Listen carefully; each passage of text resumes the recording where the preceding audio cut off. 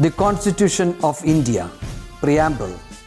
We, the people of India, having solemnly resolved to constitute India into a sovereign, socialist, secular, democratic republic and to secure to all its citizens justice, social, economic, and political, liberty of thought, expression, belief, faith, and worship, equality of status and of opportunity, and to promote among them all fraternity, assuring the dignity of the individual and the unity and integrity of the nation.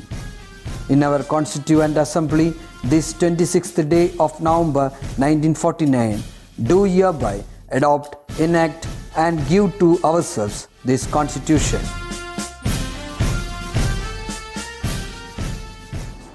Hi children, welcome back to the history class.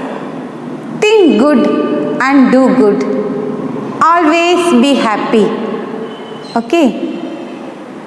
In the previous class, we learned about administrative systems of the Sultanate period. Let's recall what we have studied in the previous class. Hi friends, I am Abhishek Das from class 9C. I am here to say a few topics about that what we discussed in our last class of history. The first topic is the reign of sultans. They have significant political influence. They have progress in socio-economic and cultural spheres in India. The next topic is a mixture of Turkish traditions and customs that existed in the Indian continent. The next topic that we discussed is the Sultanate dynasty. They ruled from 1206 CE to 1526 CE. Their capital was Delhi. It was also ruled by the five dynasties like Mamluk, Khilji, Tughlaq, Sayyid and Lodi. The next we discussed is the features of Sultanate dynasty. They have centralized administrative system. The influence of Turkish traditions. Sultan was the head of the administration, military and judiciary. Different ministers and officers to assist the king in administration. An exact law of succession was absent. A strong military to defend the country from the threat of invasions and for the expansion of the empire.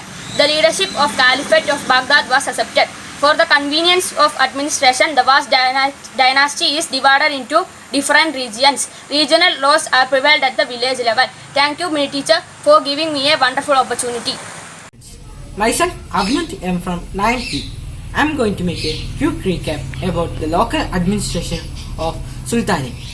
For the convenience of the administration, the empire was divided into provinces, sheikhs, parganas and villages.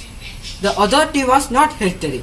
Their main duties was maintenance of law and order, judicial administration, collecting of taxes, organization of army. They were under the control of Sultan, but Sultan did not directly intervene in the administration of village. Thank you and have a nice day. Hi friends, I am Rahul from 9.3. I am here to say about Iqta system. In the beginning of Sultanate period, the country was divided into different parts. These parts were entrusted with the nobles who were also military commanders. These divisions were known as Iqtas and their holders were known in different names as Iqtadars, Mufti and Wali. These Iqtadars used the revenue collected from the Iqtas for their own expense and the rest for conducting administration. But they were not provided with independent authority. Thank you. Hi friends, my name is Agasthidev J. I am from 9th B and I am here to give you a recap on the topic market reforms from our last history class. In this topic, it says that the Sultanate rule of Delhi was based on the strength of army. The sultans always paid attention to maintain a well-equipped army. The market regulation of Alauddin Khilji was a reform implemented with the intention of maintaining a large army with less expenditure. To reduce the military expenditure, it was necessary to control the prices of essential commodities. As part of this, the government fixed the prices of essential commodities. Because of that, the merchants were forced to sell their products at a fixed price. The black marketers and hoarders were strictly punished. The weights and measures were unified. The government established granaries to store grains bought from the peasants. The corns were distributed during the time of famine at a moderate price. The officers were appointed for the strict implementation of the market regulation. As a result, the soldiers were able to purchase the commodities at a moderate price. Hence, there was no need to pay the soldiers with high salaries. Through these activities, the Sultan curtailed the military expenditure and the amount thus saved was utilized to enhance the military strength. Thank you, friends. Thank you, my dear orchestra boys. Look at the snippet from the book Ardha Kadanak by Banarasi Das. What did you understand from this description? This is the description of Banarasi Das, one of the eyewitnesses on the reaction of the people to the death of Akbar, the greatest ruler of Mughal Empire, who ruled after the Sultanate period. Why people reacted like this? Why? Because the security provided by the Mughal rulers to the people. That could be understood from this description. I think you learned Mughal Empire in detail in UP classes. Who established Mughal Empire? Yes, the Mughal Empire was established by Babur in 1526 CE.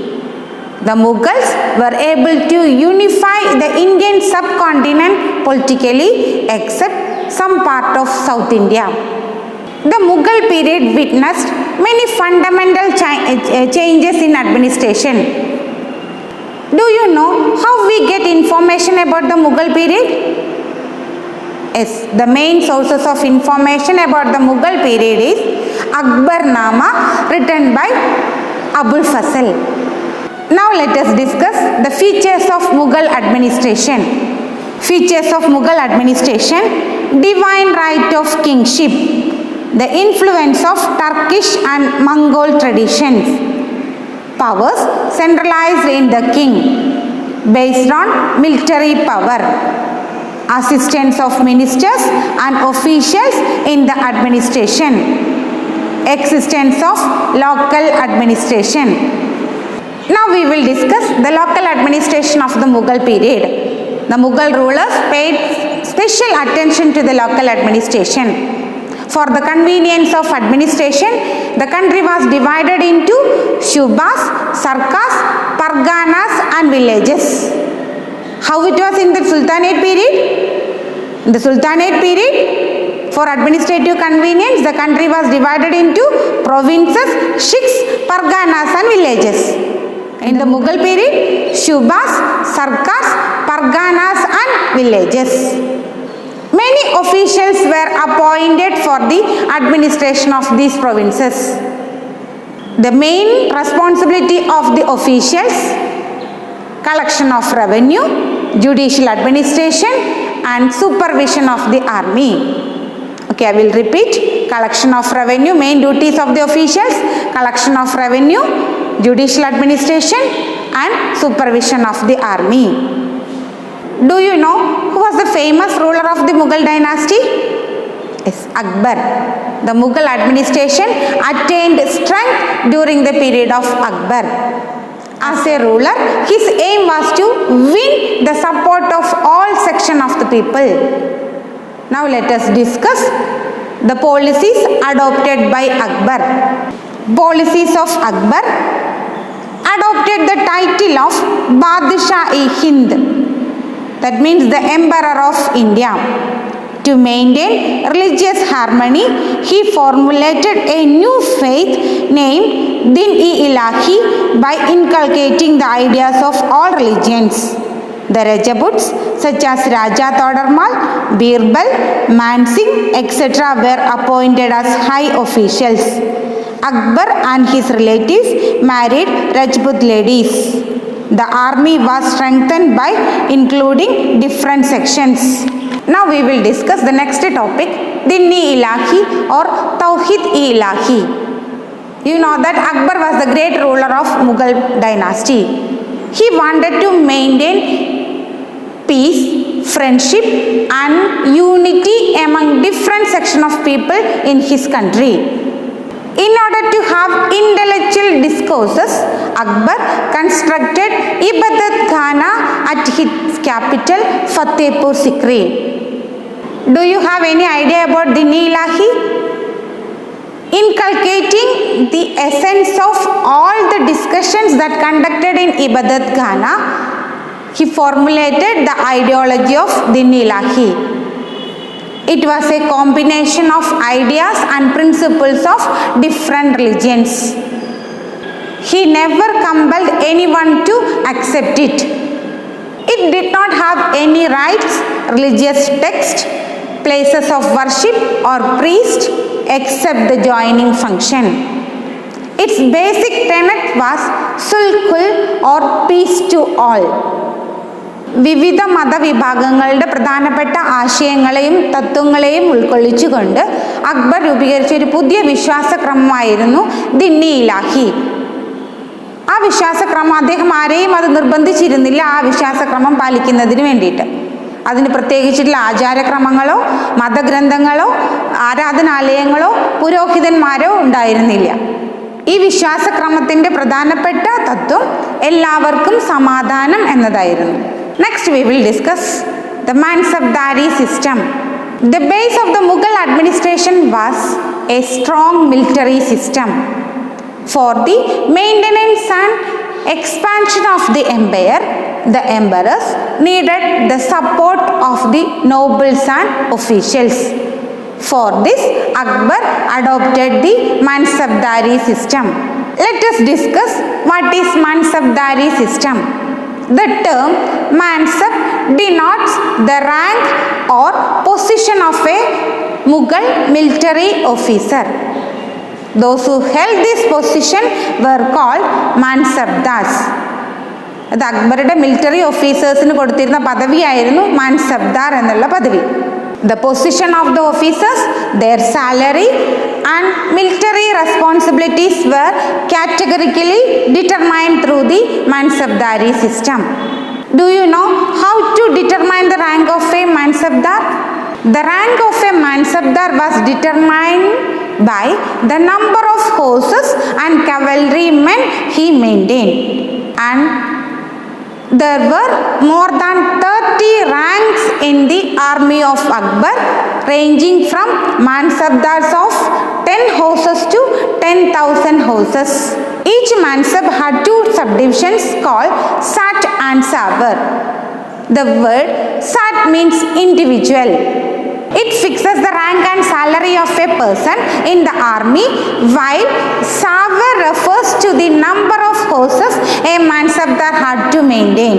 ഒരു മാൻസബ്ദാറുടെ rank തീരുമാനിക്കുന്നത് അദ്ദേഹം എത്ര കുതിരകളെയും കുതിരപ്പടയെയും maintain ചെയ്യുന്നു എന്നതിനെ അടിസ്ഥാനമാക്കിയായിരുന്നു. Now let us discuss the next topic. We already learned the Iqta system of the Sultanate period. What is Iqta system? Yes, in the beginning of the Sultanate period, the country was divided into different parts. It was known as Iqta system. And next topic, the Jagirdari system. The Jagirdari system was a higher form of the Iqta system of the Sultanate period. The Jagirdari system was another reform introduced by the Mughal rulers to make the administration more effective. It was a system which granted land instead of salary to the Mansabdar. The land thus granted was known as Jagir. The officers were provided possession right of the Jagir land only. Sultanate കാലഘട്ടത്തിലെ ഇക്ത സിസ്റ്റത്തിൻ്റെ higher form ആയിരുന്നു മുഗൾ കാലഘട്ടത്തിലെ Jagirdari system. മാൻസബ്ദാർക്ക് സാലറിക്ക് പകരം land ഗ്രാൻഡായി കൊടുത്തിരുന്നു. ആ കൈവശം ആ ഭൂമി ഗ്രാൻഡായി കിട്ടുന്ന ഭൂമി കൈവശം വയ്ക്കാനുള്ള അവകാശമായിരുന്നു ഓരോ ജാഗീർദാർക്കും ഉണ്ടായിരുന്നത്. The officers were provided possession right of the Jagir land only. Those who got the possession right of the Jagir land, they were known as Jagirdars. And the Jagirdars never lived in or ruled over the land they received. The position of Jagirdar was not hereditary. They were transformed by the king. ജാഗീർദാർമാർക്ക് കിട്ടുന്ന ഭൂമിയിൽ അവർക്ക് കൈവശം വയ്ക്കാനുള്ള അവകാശം മാത്രമായിരുന്നു ഉണ്ടായിരുന്നത്. പരമ്പരാഗതമായി കൈമാറ്റം ചെയ്യപ്പെട്ട് കിട്ടിയിരുന്ന ഭൂമി ആയിരുന്നില്ല. രാജാവ് ആ അവകാശം അവർക്ക് കൊടുക്കുമ്പോൾ മാത്രമായിരുന്നു അവർക്കത് ആ ഭൂമി കൈവശം വയ്ക്കാനുള്ള അവകാശം ഉണ്ടായിരുന്നത്. Their only authority over the land was the utilization of the revenue collection of this area. Okay, what we have discussed today? Features of the Mughal administration, that is policies of Akbar, Dinni Ilahi, Mansabdari system and Jagirdari system. That's all for today. Read the text well, complete your work and study well. See you in the next class. Bye.